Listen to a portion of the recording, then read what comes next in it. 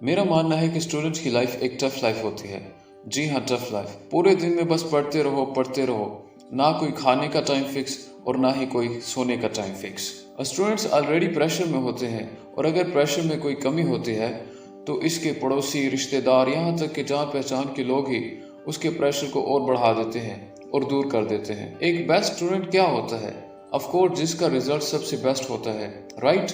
और सबसे best result या बेस्ट आउटपुट किसका होता है? जिसका हार्डवर्क या इनपुट सबसे बेस्ट होता है। आज की वीडियो में हम बात करने वाले हैं कि एक सक्सेसफुल स्टूडेंट की वो कौन सी 8 क्वालिटीज हैं जो उसको डे टू डे लाइफ में मेंटेन करनी पड़ती हैं अगर इसको टॉप में रहना है, या कह लो कि इसके 24 आवर्स में कैसे इसका एक शेड्यूल होना चाहिए, क्या इसकी प्रायोरिटी होनी चाहिए, इसका पढ़ने का तरीका क्या होना चाहिए। आज हम इन्हीं बातों को 8 पॉइंट्स के जरिए समझने वाले हैं। तो सबसे पहले हम बात करने वाले हैं पॉइंट नंबर 1 की। अगर आपको एक अव्वल दर्जे का स्टूडेंट बनना है, एक टॉप स्टूडेंट बनना है, तो आपको सुबह जल्दी उठने की आदत डालनी चाहिए। अगर आपको कोई भी चीज़ कामयाब होने से रोकती है ना, तो वो है आपका लेट उठना। 8 बजे उठना, 10 बजे उठना। अब होता ऐसा है कि 8 बजे उठने से तो आप 4 बजे उठने वाले से 4 घंटे पीछे हो गए, और अगर आप एक हफ्ते तक इसी तरह लेट उठते हो तो 28 घंटे पीछे हो जाएंगे। सोचो, 28 घंटे, एक दिन से भी ज़्यादा।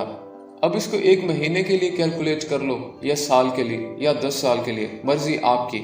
यानी कि वो जो 1, 2, 4 घंटे आप डेली लेट उठते हो ना, लॉन्ग टर्म में जाकर इनके बहुत बुरे असरात पड़ते हैं। अगर आप सुबह टाइम पे उठोगे तो आप इस टाइम को यूटिलाइज कर पाओगे। आपका माइंड एकदम फ्रेश रहेगा, आपका फोकस उन हार्ड सब्जेक्ट्स पर रहेगा जो आप दिन में नहीं कर पाते हो, जिनके लिए आपको बेटर कंसंट्रेशन चाहिए होता है, आपको एक बेटर फोकस चाहिए होता है। इन सब्जेक्ट को आप सुबह कवर कर सकते हो।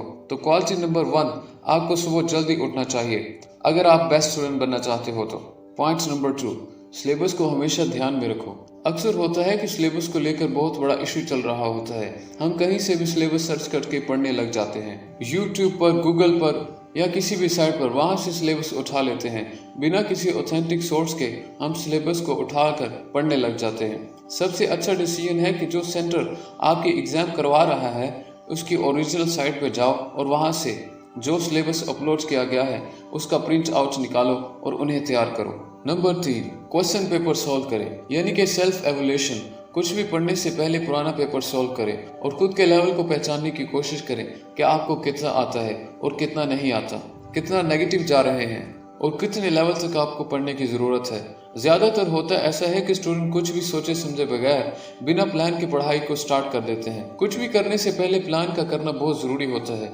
एग्ज़ाम बहुत डिफ़िकल्ट है, मैं आपको बता दूं कि कोई भी एग्ज़ाम डिफ़िकल्ट नहीं होता, सब अपनी माइंड सेट पर डिपेंड करता है। बचपन से अपने माइंड में बिठा दिया जाता है कि तेरे बस के नहीं, तू नहीं कर सकता। एग्जाम हमारे लेवल के ही होते हैं, टॉपर भी हमारे किसी लेवल से उठ के जाता है। और जब हम सोच लेते हैं कि मैं नहीं कर सकता, इसको एक्सेप्ट करने के बाद हम ना खुद को लिमिटेशन में बांध देते हैं, एक कंफर्ट जोन बनाकर बैठ जाते हैं। इससे कुछ आगे की सोच नहीं पाते। जैसे बंद पिंजरे का शेर भी भेड़िया बन के रह जाता है, इसी तरह आप भी रह जाते हो। पॉइंट नंबर 4, रिसोर्सेज जितने कम होंगे उतना ही बेहतर है। एक कहावत है कि बेवकूफ़ का बस्ता भारी, यानी कि जिसको पता ही नहीं कि पढ़ना कहाँ से है वो कुछ भी पढ़ने लगेगा। इसके पास स्टडी कंटेंट इतना ज़्यादा होगा कि वो खुद ही नहीं डिसाइड कर पाएगा। आपको स्मार्ट स्टडी करनी है, लिमिटेड सोर्सेज आपके पास होने चाहिए, लिमिटेड लेकिन अच्छे सोर्सेज होने चाहिए। और एक बेस्ट राइटर की किताब को अपने हाथों से नोट तैयार करो, उसके बाद इसका रिवीजन करो। अगर आप स्कूल के स्टूडेंट हो तो कोई भी 3 या 4 सब्जेक्ट ऐसे होने चाहिए जिन पे आपकी पकड़ हो, क्योंकि वो आपकी ओवरऑल परसेंटेज को ऊपर लेकर जाएंगे। जरूरी नहीं आप हर सब्जेक्ट में अच्छे हों, आप हर सब्जेक्ट में एक्सपर्ट हों, ऐसा नहीं हो सकता। This is against the rule of nature. Point number 5, multitasking ना करें।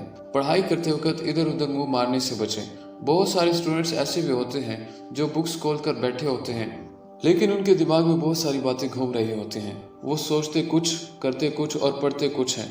ऐसा नहीं करना चाहिए। आपको पूरे ध्यान से पढ़ाई करनी चाहिए।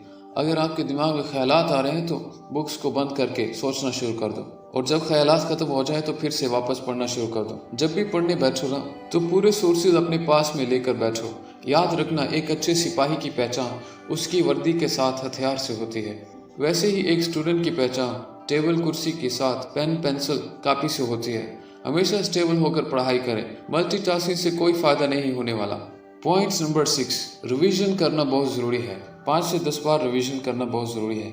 अगर इस तरह आप रिवीजन करोगे तो मैं गारंटी देता हूँ कि आप इस चीज़ को ज़िंदगी भर नहीं भूल पाओगे। अब रिवीजन करने का सबसे सही तरीका यह है कि आप जो भी पूरे दिन में पढ़ो उसे रात को सोने से पहले रिवाइज कर लो और फिर सुबह जल्दी उठकर 4 बजे उठकर एक बार फिर पूरे दिन के सिलेबस को पढ़ लो और फिर नया स्टार्ट करो। अगर ऐसा करोगे तो पूरे 24 आवर्स में आप एक कॉन्सेप्ट को 3 बार पढ़ लोगे। उसके बाद कुछ दिनों बाद दोबारा रिवीजन कर लो और फिर कुछ दिनों बाद और रिवीजन कर लो। ऐसा 4-5 बार रिवीजन कर लोगे ना तो आपको वो चीज़ पूरी ज़िंदगी नहीं भूलेगी।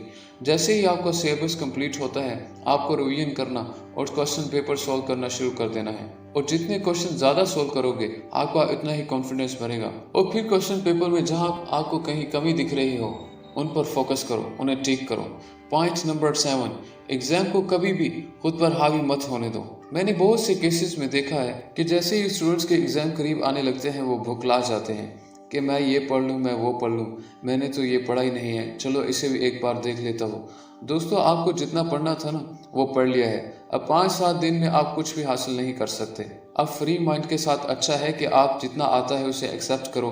अगर दूसरी चीज़ों में पड़ गए तो आप वो पहले वाला भी भूल जाओ। एग्जाम के 3-4 दिन पहले रेस्ट लो, मस्त रहो, क्योंकि पढ़ा हुआ तो पहले का ही काम आने वाला है। अब नया पढ़ोगे तो कोई फायदा नहीं। पॉइंट नंबर 8, एग्जाम के बाद रिजल्ट का आने का वेट मत करो। एक पढ़ने वाले स्टूडेंट को एग्जाम हॉल से बाहर निकलते ही पता चल जाता है कि इसका पेपर कैसा हुआ है, इसका रिजल्ट कैसा होने वाला है। वो कट ऑफ के पीछे नहीं भागता बल्कि एक दिन रेस्ट करके अगले काम की तैयारी स्टार्ट कर देता है। मेरा हमेशा से मानना है कि स्टूडेंट को कभी भी कट ऑफ को ध्यान में नहीं रखना चाहिए बल्कि एग्जाम के बाद अपना आगे का गोल तैयार कर लेना चाहिए। लास्ट में बस इतना ही कहना चाहूँगा कि किसी ने क्या खूब कहा है, उसने जाते जाते तुझे मजबूत बना दिया और उसकी दी हुई बातों ने तेरा वजूद बना दिया। तो दोस्तों, आज की इस वीडियो में आपको कुछ भी सीखने को मिला हो तो वीडियो को लाइक करना और चैनल को सब्सक्राइब करना बिल्कुल भी मत भूलना और अपनी कीमती राय का इजहार कमेंट्स में ज़रूर करना। So thanks for watching.